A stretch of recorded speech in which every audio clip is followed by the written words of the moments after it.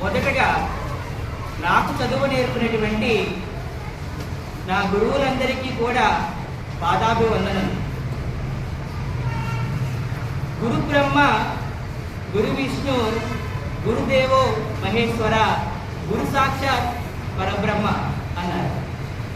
అయితే మనకి ఆది గురువు అమ్మ, ఆది గురువు అమ్మ.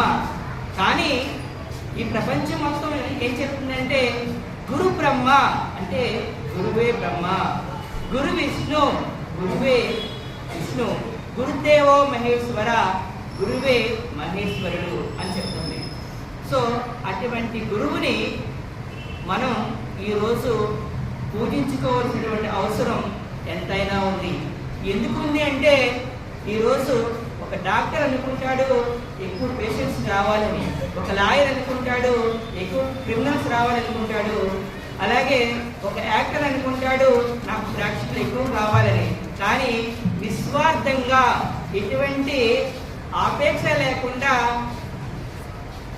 విద్యార్థి మాత్రమే అభివృద్ధిలోకి రావాలని కోరుకునేటువంటి ఒక అల్ప సంతోషి ఎవరైనా ఉన్నారంటే అది గురువు మాత్రమే. See my dear children, మనం చిన్నప్పుడు తప్పుడడుగులు వేస్తూ ఉంటే అమ్మ మనల్ని పట్టుకోవడానికి ప్రయత్నిస్తూ ఉంటుంది. కానీ విద్యార్థి దశలో ఉన్నటువంటి మిమ్మల్ని మీ టీచర్స్ ఎప్పుడు కూడా మీరు వేసే ప్రతి అడుగు కూడా మీరు నేల మీద పడుతుంది అనుకుంటారు. కానీ మీ టీచర్స్ ఏం చేస్తూ ఉంటారంటే మీరు వేసే ప్రతి అడుగు కూడా వాళ్ళ చేతి మీద పడేటట్టు మాత్రమే చూసుకుంటారు.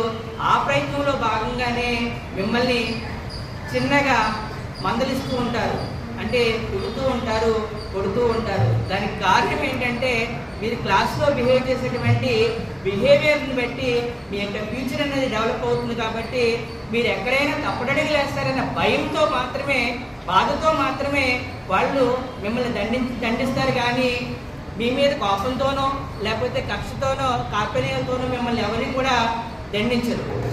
అది వాళ్ళు మిమ్మల్ని తిడుతున్నారంటే అర్థం ఏంటంటే మీరు ఎక్కడైనా ఏ క్షణమైనా తప్పుడడుగులేసి మీ యొక్క భవిష్యత్తుని ఎక్కడైనా నాశనం చేసుకుంటారని ఒక భయంతో మాత్రమే మిమ్మల్ని పెడతారు తప్ప వేరే కారణంతో కాదు. అది మాత్రం ఎప్పటికీ గుర్తుపెట్టుకోండి. మీరు ఉన్న ఈ స్థితిని, మీ స్థితిని, మీ గతిని, ప్రపంచం యొక్క స్థాయిని మార్చగలిగేటువంటి శక్తి ఎవరికి ఉందంటే ఒక ఉపాధ్యాయుడికి మాత్రమే ఉంది. ఉపాధ్యాయుడిని ఒక బర్నింగ్ క్యాండిల్తో పోల్చుతూ ఉంటారు. ఎందుకు బర్నింగ్ క్యాండిల్తో పోల్చుతూ ఉంటారంటే ఒక కోర్టును మనం వెలిగించినప్పుడు అది కరిగిపోతూ అది ఏం చేస్తుందండి, కరిగిపోతూ వెలుగునిస్తుంది. అలాగే మీ టీచర్ కూడా ఏంటంటే తనకున్నటువంటి జ్ఞానాన్ని అంతటి కూడా పంచి మీ అందరికీ పంచి తను ఉన్న స్థితిని నుంచి ఆ స్థితిలోనే ఉంటూ మిమ్మల్ని ఉన్నత స్థితికి తీసుకెళ్లేటువంటి గొప్ప వ్యక్తి ఎవరైనా ఉన్నారంటే ఈ ప్రపంచంలో అది ఒక గురువు మాత్రమే.